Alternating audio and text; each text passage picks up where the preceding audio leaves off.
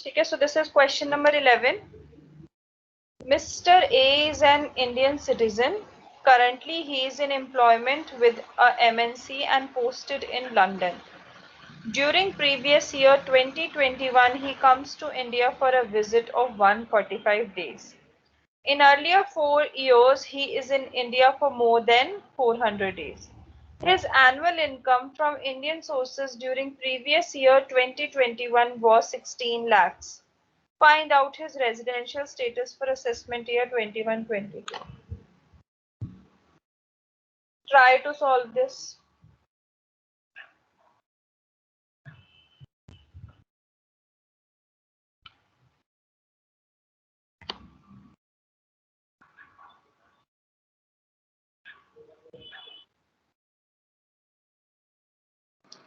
Ma'am, resident and NOR. Resident, Yes, ma'am. ROR, ROR. ROR है, Yes, ma'am. NOR, ma'am. NOR है, right, NOR है. और किसी का कोई डिफरेंट आंसर आ रहा है?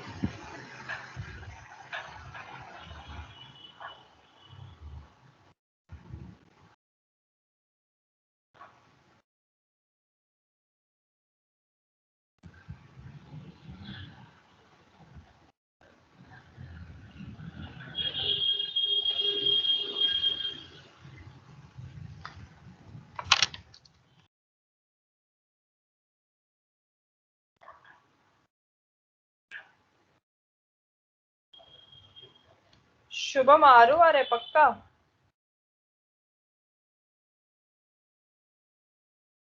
यस मैम, क्योंकि प्रीवियस 4 ईयर में वो 2 ईयर रह भी रहा है इंडिया में। तो बेटा एक बात बताओ, जो 365 डेज वाली कंडीशन है वो तो रेजिडेंट के लिए है, ROR और NOR के लिए तो अलग दो कंडीशंस हैं. Yes, ma'am. वो 2 साल तक रहेगा और 7 साल तक 30 देर कंपल्सरी है. Right. So, as per this, he is resident but not ordinarily resident. Why? Because in previous year he was for 145 days. And इसकी income, since he is an Indian citizen, अगर वो foreign citizen होता तो 60 days वाली condition लगती है, but ये Indian citizen है.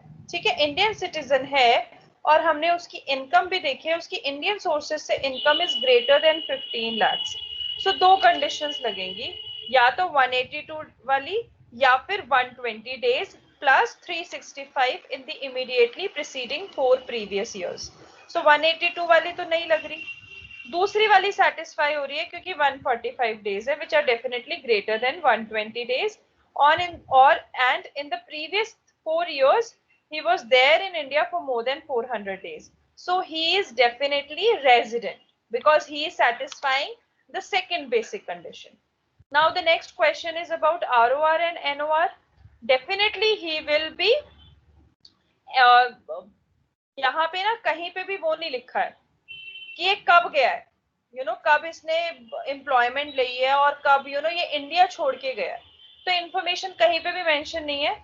और usually in your act it is specifically in the act it is written that in case the Indian citizen or Indian origin is coming on a visit to India where their stay is greater than 120 days but less than 182 days and their income from Indian sources is greater than 15 lakhs, that person will always be NOR. ठीक है, तो ज्यादा दिमाग लगाना ही नहीं है, कोई assumption भी नहीं लिखनी क्योंकि आपके एक्ट में स्पेसिफिकली ये स्टेटमेंट रिटन है NOR के केस में, ये पर्सन आपका हमेशा NOR ही रहेगा. ठीक है, सो और आपको एडिशनल 2 कंडीशंस देखने की जरूरत खत्म भी हो जाती है यहाँ पे.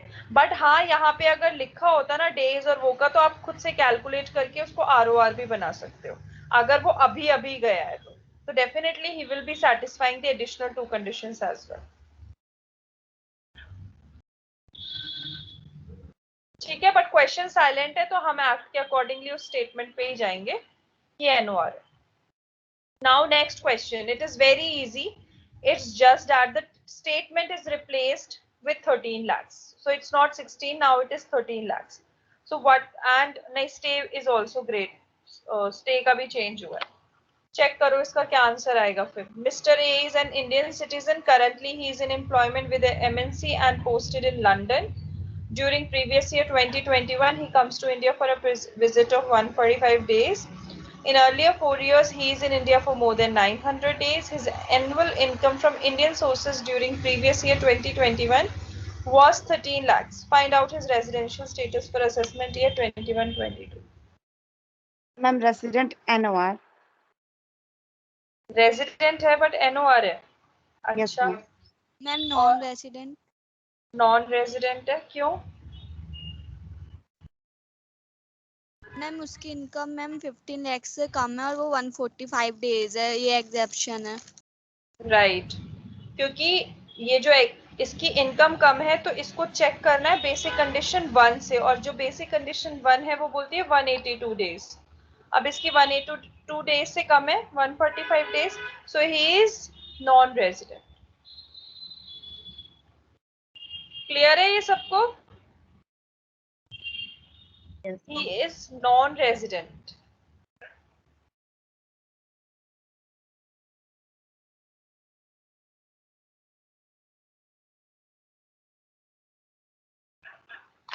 Should I move next or you have anything to share?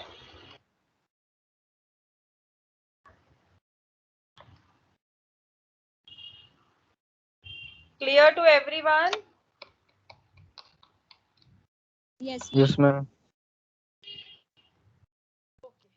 Now we will learn how we can determine the residential status of Hindu undivided family. So far we have discussed about individual. ठीक है, whether he is, resident, non-resident, or if resident, then whether he is ordinarily resident or not ordinarily resident. So we have covered individuals. Individuals में आपके Indian citizen, foreign citizen सब आ गए. Now this is about Hindu undivided family. So Hindu undivided family का residential status is also of two types, resident and non-resident. And under resident you can also further segregate into resident and ordinarily resident, and resident but not ordinarily resident. So same individual की तरह ही HUF को भी you can further bifurcate. And in terms of HUF, the residency is determined by the control and management of its affairs. Individual के case में क्या था? It was according to the number of stays in India. यहाँ पे it is determined by the control and management of its affairs. ठीक है? तो it is given under section 6 subsection 2 of Income Tax Act 1961 that an HUF is said to be resident in India if control and management of its affairs is wholly or partly situated in India. ठीक है, जो control and management है, whether it is completely or whether it is partly, but it is situated in India. ठीक है. Second is an HUF is said to be non-resident in India if control and management of its affairs is situated wholly outside India. It means अगर partly होगा तो है ये resident, but अगर if it is completely outside India, तो we'll say it is non-resident. Now, in order to determine whether he is ordinarily resident or not ordinarily resident, for that you have to check the residential status of कर्ता. ठीक है, कर्ता कौन होता है? He is usually the elder son of the HUF, right? एक person होता है ना who is the one who actually takes all the decisions or who represents the HUF. That कर्ता, he is a natural human being, right? He is a natural person. He is individual. So individual का you already know how you can determine the residential status. So जो कर्ता का residential status होगा वही HUF का भी residential status होगा. इसका मतलब आपने control and management से तो check कर लिया, ठीक है, उससे clear cut आ गया that he is resident. Sorry, not he. The HUF is resident. उसके बाद उसको सेग्रीगेट करने के लिए आप क्या करोगे? आप कर्ता का रेजिडेंशियल स्टेटस देखोगे. अगर कर्ता ऑर्डिनरली रेजिडेंट है तो HUF भी ऑर्डिनरी रेजिडेंट होगा, और कर्ता नहीं है तो फिर HUF भी नहीं होगा। ठीक है, एक बारी और से हम यही सेम देखते हैं नेक्स्ट स्लाइड में कि अगर control and management of the affairs of HUF, if it is wholly in India, HUF is resident. If it is wholly outside India, then it is non-resident. If it is partly in India and partly outside India, again the HUF is resident. मतलब अगर कुछ portion भी control और management का India में है तो हम HUF को रेजिडेंट बोलेंगे। ठीक है, so control and management is basically situated at a place where the head, the seat and the directing power are situated. The mere fact that the family has a house in India where some of the members reside or karta is in India in the previous year does not constitute that place as seat of control and management of the affairs of the family, unless the decision concerning the affairs of the family are actually taken at that particular place. ठीक है, so control and management means the main decisions, the decisions of the HUF are being taken in India at a place situated in India. That is important. ठीक है, चाहे कर्ता का घर हो, family रहती हो, चाहे वो बैठ के बातें करते हो, चाहे डिसीजंस डिस्कस करते हो, बट अगर वहां पे कोई भी उस पर्टिकुलर प्लेस पे कोई डिसीजन नहीं लिया जा रहा है, एक प्रॉपर एक ऑफिस नहीं है उनका जहाँ पे वो बैठ के डिस्कस करके डिसीजंस लेते हैं, तो हम वो नहीं मानेंगे कि वो इंडिया में सिचुएटेड है। वो तभी माना जाएगा when there is an actual proper place where they have a office, where they have a seat and all of them are sitting together to discuss the affairs of the HUF and passing any kind of resolution regarding that. Fourth, आपका control and management affair. जैसे आपको पता चल गया that yes HUF is कर्ता, then you have to check whether he is ordinarily resident or not ordinarily resident. तब आपका कर्ता आ जाएगा। ठीक है, कर्ता और whosoever is the usually काफी बार मैनेजर ऑफ द फैमिली भी वर्ड आ जाता है कर्ता की जगह। तो अगर वो एडिशनल 2 कंडीशन सेटिस्फाई कर रहा है अगर कर्ता, तो हम ये बोल देंगे कि HUF इज ऑर्डिनरी रेजिडेंट, और वो जो 2 एडिशनल कंडीशंस है वो बिल्कुल सेम है। ठीक है, कि at least 2 out of 10 previous years immediately preceding the relevant previous year, and the karta has been present in India for 730 days or more during 7 previous years immediately preceding the relevant previous year. So जो कर्ता का residential status निकलता है ना ordinary और not ordinary वाला, वही same हम HUF का भी यूज करेंगे। ठीक है, सो HUF का रेजिडेंट नॉन रेजिडेंट तो कंट्रोल मैनेजमेंट पे होगा, ऑर्डिनरली और नॉट ऑर्डिनरली रेजिडेंट होगा कर्ता के हिसाब से, जो कर्ता का होगा। ठीक है, क्लियर है? So if both are both yes, conditions satisfied, ROR. If one or both the conditions not satisfied, NOR. ठीक है, this is the problem. Mr. X, an individual, is resident but not ordinarily resident in India for the assessment year 21-22. That is previous year 2021. During the previous year 2021, the affairs of X is HUF. कोई X है. A Hindu undivided family whose karta is X since 1988 are partly managed from Delhi and partly from Nepal. Determine the residential status of X for the assessment year 21-22. क्या होगा इसका answer? अभी जो हमने discuss किया उसके accordingly सबसे पहले तो देखो इंडिया रेजिडेंट है, फिर आगे ROR है NOR है? NOR है? NOR ma'am. NOR ना, क्योंकि देख यस, क्योंकि पार्टली मैनेज दिल्ली से है, दिल्ली इज इन इंडिया, तो पक्का रेजिडेंट तो हो गया। फिर कर्ता जो है उसका X, उसका पहले लिखा हुआ है कि वो रेजिडेंट तो है बट नॉट ऑर्डिनरली रेजिडेंट है, इसका मतलब HUF भी नॉट ऑर्डिनरली रेजिडेंट हो जाएगा। ठीक है, सिंपल है, मतलब HUF इज वेरी सिंपल।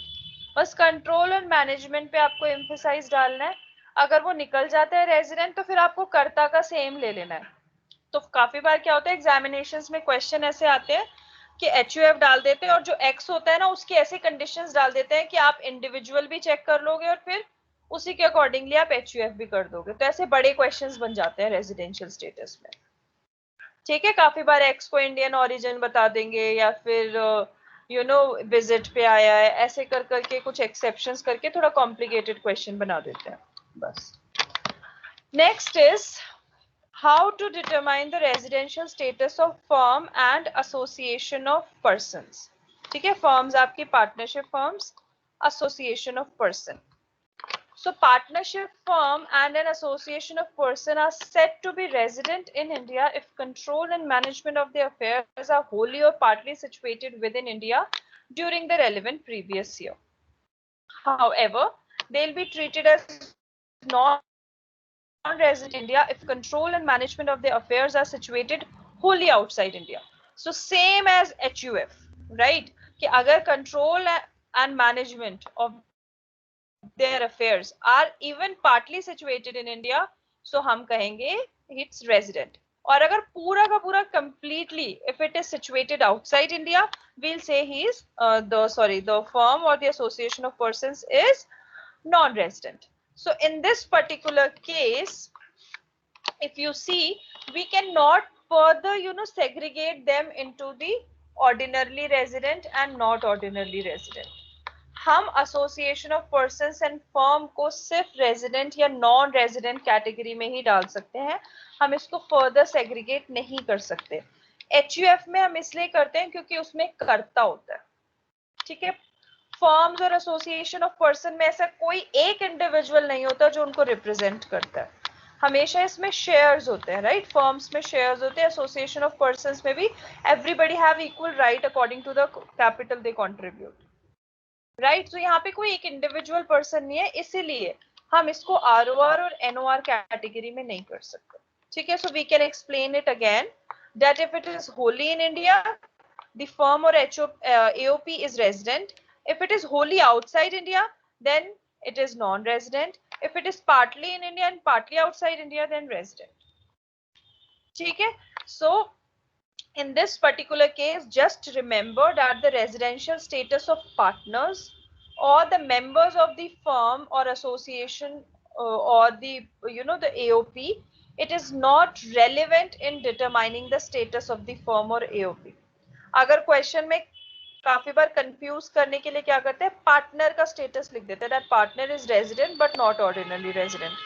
सो जब हम फर्म या एओपी का कर रहे हैं उस टाइम पे हम पार्टनर या उसके मेंबर्स का कोई रेजिडेंशियल स्टेटस को कंसिडरेशन नहीं देंगे, इनका सीधा सीधा कंट्रोल एंड मैनेजमेंट के अकॉर्डिंगली होता है और फर्दर सेग्रीगेशन होती ही नहीं, ठीक है। So control and management is vested in the partners and in case of AOP it is vested in the principal officer, ठीक है।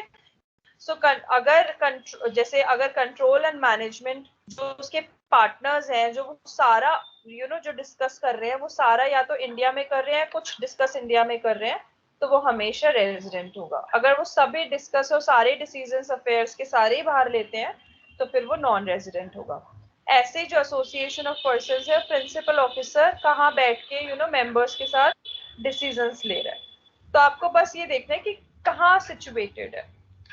Control and management means de facto control and management and not merely the right to control and management, ठीक है। so this is basically by virtue of a position, जिसका right है ना, जो actual में उस पोजीशन होल्डर है, सिर्फ वही वो डिसीजंस लेगा। ऐसा नहीं कि किसी के पास जस्ट राइट है but they are not empowered to give any kind of decisions or to take decision in any of the affairs of the association of person or firms, वो important नहीं है। It's a de facto control, मतलब जो है उस position पे ये उसी वही लेगा, ठीक है। और वो कहाँ ले रहा है, वो कहाँ जो वर्ड है दिस इज रेलिवेंट, अगर इंडिया में ले रहा है तो वो पक्का रेजिडेंट, ठीक है। क्लियर है?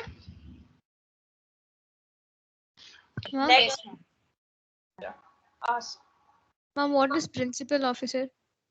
बेटा ये एसोसिएशन ऑफ पर्सन का हमेशा जो इसके क्या होता है, एसोसिएशन ऑफ पर्संस में कुछ लोग मिलकर कोई उनका पर्पस होता है जिसके लिए वो कैपिटल कंट्रीब्यूट करते हैं और उसी के अकॉर्डिंगली उनके सारे काम होते हैं, ठीक है। It's basically the association of person, जो जैसे फर्म में तो बड़ा हो जाता है, they have a partnership deed and all.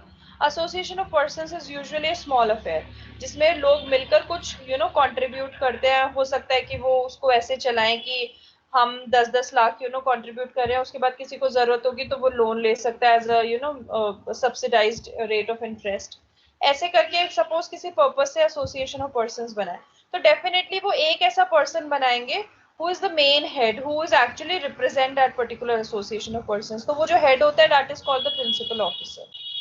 So आपको ये law नहीं है जिसमें आपको एक एक चीज की definition देनी है, आपको as it is words मिलेंगे questions में, उसके accordingly आपको solve करना है, ठीक है। ऐसा नहीं है कि question में आ जाएगा who is principal officer, so ऐसा कुछ नहीं होगा। It's just that अगर question में लिखा है that the principal officer is in Delhi while taking the decisions, या फिर he was actually they have an office in Delhi where the majority of the decisions are taken by the principal officers, so वो basically पता चल जाता है कि situated in India, ठीक है। सो डेफिनेशन में बस यही है कि AOP is basically the group of people who are coming together, ठीक है, और they can solve any kind of common objectives,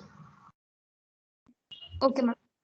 ठीक है। और जरूरी नहीं होता कि ये नेचुरल पर्संस का ही हो, काफी बार पता है सॉरी इनका ना जैसे पर्संस की डेफिनेशन में, I am so sorry, individuals के अलावा भी कैटेगरीज होती है ना, इसमें भी हो सकता है कि ऐसा हो कि artificial persons could also be the members, जैसे कोई फर्म भी मेंबर बन सकती है, कंपनी भी मेंबर बन सकती है। एसोसिएशन ऑफ पर्संस मतलब कोई एसोसिएशन है जिसमें लोग, मतलब लोग या कंपनियां जो भी है वो जुड़े हुए in order to achieve certain kind of objective. So आपको क्वेश्चंस में यही लिखा मिलेगा कि this is an association of person, इससे ज्यादा कोई वो हिडन चीज नहीं होगी जो आप कंफ्यूज हो और जिससे आपको एनालाइज करना पड़े at whether it is body of individual और एसोसिएशन ऑफ पर्संस, क्योंकि डिफरेंस बस माइन्यूट होता है। एसोसिएशन ऑफ पर्संस में इंडिविजुअल्स के अलावा भी मेंबर्स बन सकते हैं। Body of individuals, by its very name, it is saying that it is only the individual body. It means only natural persons could be the members of that particular body of individual, ठीक है, ये difference होता है बस। Next is how to determine the residential status of a company, and it is very important। मतलब after individual, this is the next important category। So इसके 3 part है। First part is Indian company is always resident in India। मतलब कुछ भी हो, if it is written it is Indian company means it's resident, आगे कुछ करना ही नहीं है आपको, ठीक है। So Indian company is always resident in India। If an Indian company is controlled from a place located outside India, or even if the shareholders of an Indian company controlling more than 51% voting power are non-resident and or located outside India, then also the Indian company is resident in India। मतलब अगर कोई Indian company है, ठीक है, India में है वो company, भले ही उसका सारे ऑपरेशंस बाहर से कंट्रोल होते हो, चाहे 51% से ज्यादा उसके शेयर होल्डर्स नॉन रेजिडेंट हैं या फॉरेन सिटीजन्स हैं, बाहर रहते हैं, फिर भी वो हमेशा रेजिडेंट होगी।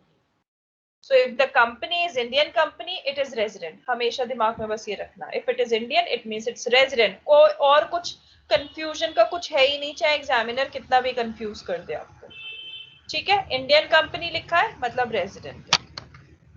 A foreign company, ठीक है, whose turnover gross receipts in the previous year is more than 50 crores। So दो कैटेगरीज है फॉरेन कंपनी की, जिसमें 50 करोड़ से ज्यादा है तो it will be considered as resident only if the place of effective management, which is POPEM, during the relevant previous year is in India, ठीक है। सो अगर कोई फॉरेन, सबसे पहले उसका ना टर्नओवर या ग्रॉस रिसीट्स या रेवेन्यू देखना है प्रीवियस ईयर में, अगर वो 50 करोड़ से ज्यादा है तो हम कहेंगे वो रेजिडेंट है। अगर place of effective management during the relevant previous year is in India, ठीक है। So For this particular purpose, the place of effective management means a place where key management and commercial decisions that are necessary for the conduct of the business of an entity as a whole are in substance made. So basically, sare wholly, matlab completely, in substance, in in whole form, it should be taken in India during the relevant previous year. तभी हम इसको बोलेंगे resident. ठीक है. Usually क्या होता है, foreign companies are non resident. उसमें एक कैटेगरी है, foreign company will be resident in India in case, first condition, that turnover, gross receipts, revenue जो भी है previous year में they are greater than rupees 50 crores. Second condition, the place of effective management should be in India. A place of effective management means all the key management and commercial decisions which are very much necessary for the conduct of the business of an entity are in whole is taken in India. ठीक है. Completely, it is not the case of partly, it is completely, it should be wholly in India. ठीक है. If it is so, then we will say that it is resident in India. ठीक है. आपको ज्यादा नहीं देखना, आपको बस देखना है फॉरेन कंपनी, उसका रेवेन्यू कितना है. रेवेन्यू ज्यादा है तो POEM. ठीक है. वो उसका जो प्लेस ऑफ इफेक्टिव मैनेजमेंट है वो कहाँ है. अगर वो इंडिया में है in full form, then we'll say that particular foreign company is a resident of India. The third category, a foreign company whose turnover, gross gross receipts, I'm so sorry, ये ना कुछ गड़बड़ हो गई है. अगर उसका टर्नओवर या ग्रॉस रिसीट्स इज 50 करोड़ और less, then it is always non resident in India. ठीक है. I just correct it.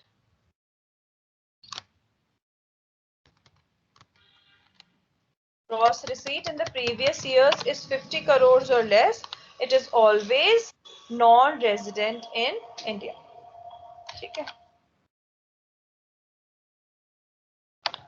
So a foreign company हमेशा टर्नओवर देखना. सो अगर उसका टर्नओवर 50 करोड़ या उससे कम है तो वो हमेशा नॉन रेजिडेंट होगा.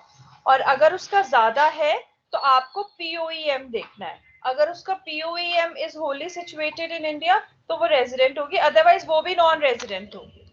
ठीक है. So these are the 3 conditions, ध्यान रखना हमेशा.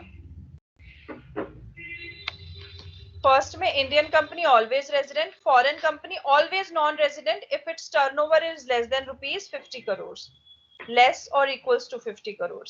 और फॉरेन कंपनी जिसका इट्स द टर्नओवर और gross receipt in the previous year is greater than 50 crore, then you have to check other condition also कि उसका POM कहाँ है. अगर उसका POM is in India in the relevant previous year, we will say it is resident. ठीक है. Problems हैं वो करते हैं, उसके बाद देखते हैं. अभी तक क्लियर है? किसी को कोई डाउट तो नहीं है? Ma'am, if the turnover is more than 50 crore and the POM is not in India, then also it's non-resident? Non-resident, yes. ठीक है. Okay. So let's read this question number 1. X Limited is an Indian company. It has 10 shareholders who are foreign citizens and non-resident in India. The business of the company is from outside India. Find out the residential status of X Limited for the assessment year 21-22. Tell me. Indian resident. Resident of India. Yes. Indian company is resident company. Question solved. आगे पढ़ना ही नहीं है, चाहे पूरा page का क्यों ना paragraph लिखा हो, पढ़ना ही नहीं है इसके आगे. ठीक है. इंडियन कंपनी है मतलब क्लियर कट है भाई, रेजिडेंट है. Next, Y Limited is a company incorporated in India, turnover more than 50 crores. ठीक है. तो क्वेश्चन आ गया भाई, फॉरेन कंपनी और 50 करोड़ से ज्यादा है. It has 10 shareholders. Incorporated in Dubai.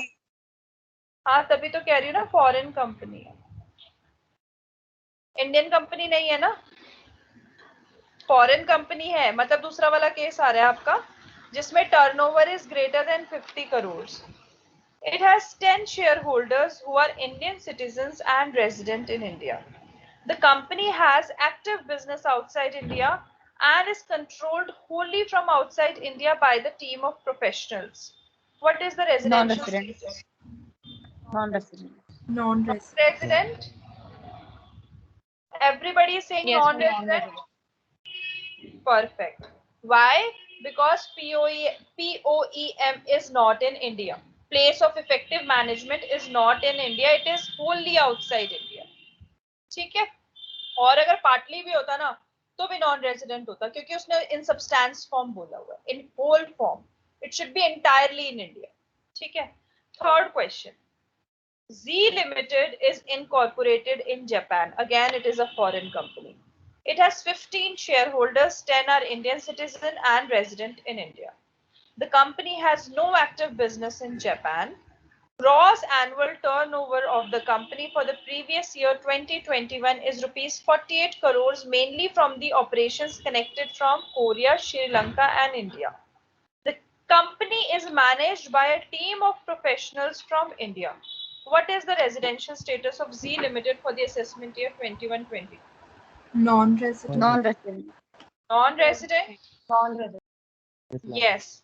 Yes. Non-resident because the turnover is Less than less than equals 48 to 50 crore ठीक है सो उस केस में आपको देखना ही नहीं है उसमें पीओएम का क्या करना है पीओएम चेक ही तब करना है जब 50 करोड़ से ज्यादा है ठीक है मैम अगर 50 करोड़ भी रहेगा तो नॉन रेजिडेंट माने जाएंगे ना हाँ 50 करोड़ रहेगा तो भी नॉन रेजिडेंट 50 से ज्यादा होना चाहिए ठीक है यही है ना आपकी condition it should be more than 50 right अगर 50 है या 50 से कम है तो नॉन रेजिडेंट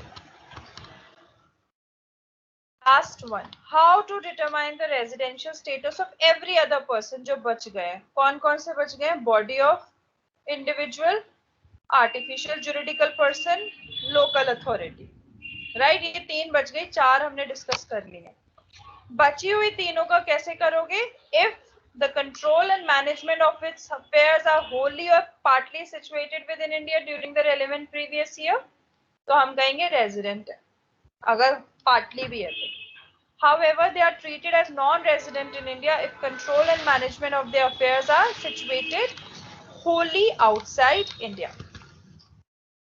ठीक है सो खाली आपको ये देखना है कि कहाँ पे सिचुएटेड है इंडिया में सिचुएटेड है अगर थोड़ा भी सिचुएटेड है तो वो रेजिडेंट है ठीक है अगर नहीं है तो फिर वो नॉन रेजिडेंट ठीक है नेक्स्ट जो टॉपिक है that is relationship between residential status and incidence of tax that I will take up tomorrow and उसके बाद most likely it will be completed tomorrow only because we have 2 lectures